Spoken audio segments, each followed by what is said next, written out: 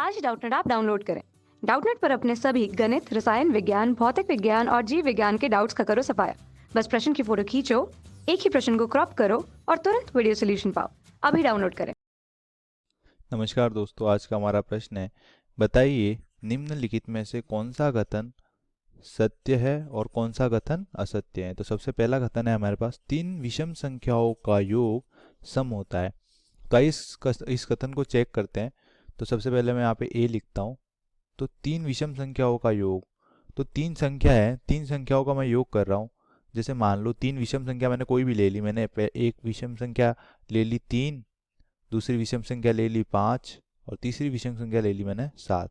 अब तीनों का योग कर रहा हूँ। तो 5 और 5, 3 प्लस 5 कितना होगा 8, और 8 प्लस 7 कितना होगा 3 प्लस 5 प्लस 7, तो ये हो जाएगा हमारा 15। तो 15 क्या है, 15 तो एक क्या है, विषम संख्या है। तो हमारे पास जो हमारा पहला कथन दे रखा है, तीन विषम संख्याओं का योग सम होता है, वो क्या है, गलत है। तो मैं इसके आगे क्या लिख दूंगा, ये क्या है हमारा कथन, असत्य। अब मैं दूसरा कथन चेक करता हूं। तो दूसरा कथन कौन सा हमारा, दो विषम संख्या और एक सम संख्या का योग सम होता है। तो आइए दूसरे कथन को चेक करते हैं। तो दो विषम संख्या ले ली मैंने 3 और 5, और एक सम संख्या ले लेता हूं मैं, सम संख्या ले ली मैंने 2। अभी इनका योग क्या होता है, सम। तो दो विषम संख्याओं का 3 और 5 का योग कितना हो गया 8 प्लस 2, तो ये हमारे पास कितना हो गया 10। तो ये हमारे पास क्या है, 10 जो है हमारे पास, हमें पता है क्या है, सम संख्या है। तो ये कथन क्या है, दो विषम संख्याओं और एक सम संख्या का योग सम होता है। तो ये कथन हमारा क्या है, सत्य है।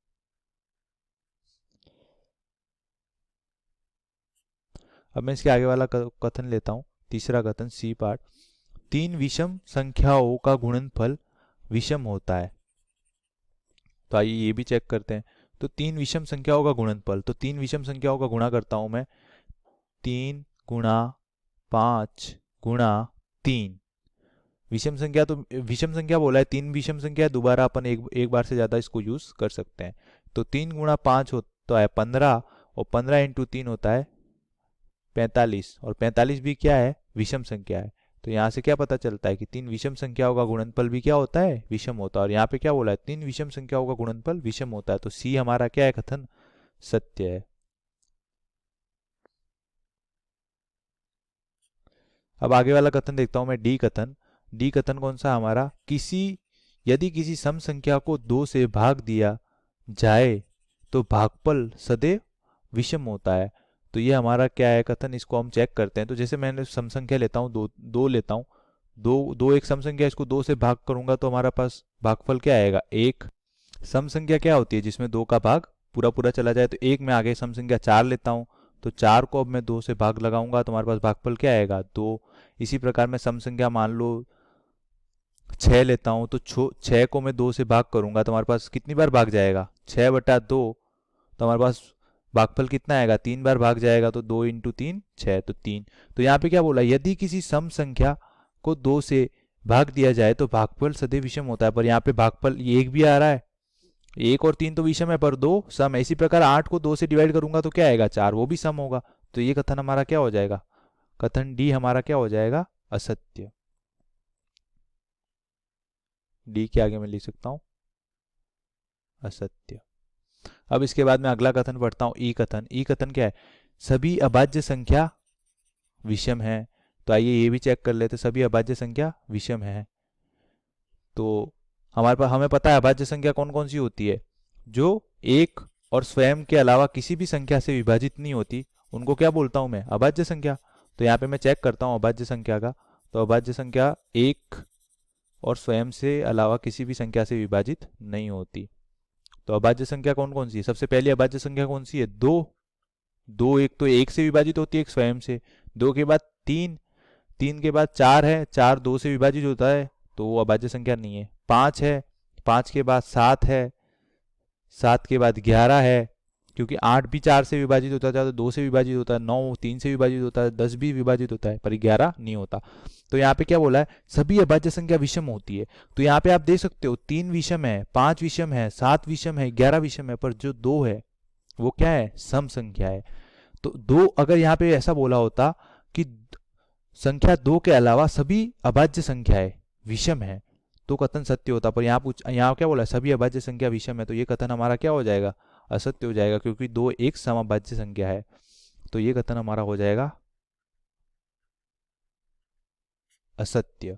अब मैं अगला कथन पढ़ता हूं, एफ कथन, अभाज्य संख्याओं के कोई गुणनखंड नहीं होते। तो यहाँ पे मैंने अभाज्य संख्या लिख रखी है 2, 3, 5, 7 और 11।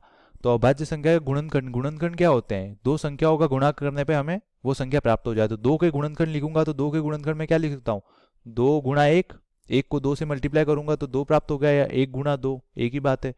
पर उसके अलावा कोई गुणनखंड नहीं है, मतलब एक तो गुणनखंड है हमारे पास, एक और स्वयं दो भी तो दो का गुणनखंड है।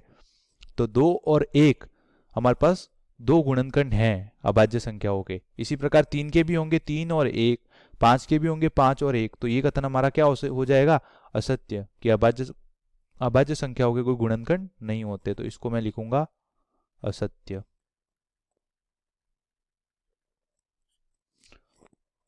अब अगला क्वेश्चन, अगला पार्ट जी, दो अभाज्य संख्याओं का योग सदैव सम होता है। तो आइए इसको भी चेक करते हैं। तो मैं दो अभाज्य संख्या ले लेता हूं। सबसे पहले मैं लिखता हूं 2 + 3। तो हमारे पास क्या आएगा, 2 + 3 का योग 5। तो ये क्या क्या है, ये विषम संख्या है। और हमें यहाँ क्या बोला है कि सदैव सम होता है। तो ये हमारा क्या हो जाएगा, ये हो जाएगा हमारा असत्य। तो ई, एफ और जी वाला कथन भी हमारा क्या हो जाएगा, असत्य। अब इसके आगे वाला एच वाला कथन देखता हूं मैं। तो एच कथन क्या लिख रखा है, केवल दो है एक सम अभाज्य संख्या है। तो ये क्वेश्चन सही है। यहाँ पे बोला था सभी अभाज्य संख्या विषम है ई वाले पार्ट में, और यहाँ पूछा है केवल दो ही एक सम अभाज्य संख्या है। तो ये कथन क्या है, सत्य है। तो यहाँ पे मैं लिख सकता हूँ, क्योंकि दो के अलावा सारी क्या है, विषम अभाज्य संख्या। तो यहाँ पे मैं लिख सकता हूँ एच के आगे कि ये कथन हमारा क्या है, सत्य है। उसके आगे हमारा आई कथन क्या है, सभी सम संख्या भाज्य संख्या है। सभी सम संख्या भाज्य संख्या है। तो ये भी गलत है, क्योंकि दो एक सम संख्या है और वो क्या है, अभाज्य संख्या। ये हमें पता है, दो एक सम संख्या और वो क्या है, अभाज्य संख्या। तो सभी सम संख्या भाज्य संख्या है। तो ये कथन हमारा क्या हो जाएगा, असत्य। तो आई वाला कथन हमारा क्या हो जाएगा, असत्य। अब इसके हमारा लास्ट जो कथन है जे वाला, दो सम संख्याओं का गुणनफल सदैव सम होता है। तो आइए चेक कर लेते हैं, दो सम संख्याओं का गुणनफल सदैव सम होता है। तो मैं दो सम संख्याएं ले लेता हूं। मैंने ले ली 2 और 4, तो इनका गुणनफल आ गया 8। कोई और दो सम संख्या ले लेता हूँ, 4 और 6 ले लेता हूँ, तो इनका गुणनफल आ गया 24। तो क्या आ रहा, 8 भी सम संख्या, 24 भी सम संख्या है। तो दो सम संख्याओं का गुणनफल क्या होता है, सम होता है। तो ये कथन हमारा क्या है, सत्य है। तो जे के आगे मैं लिख दूंगा कि जे वाला जो कथन है हमारा वो क्या है, सत्य है। तो हमारा ये सवाल हल हो गया। धन्यवाद। कक्षा 6ठी से 12वीं से लेकर नीट, IIT, JEE वो एडवांस के लेवल तक 1 करोड़ से ज्यादा छात्रों का भरोसा। आज ही डाउनलोड करें डाउटनेट ऐप या व्हाट्सएप करें अपने सारे डाउट्स 8400 400 400 पर।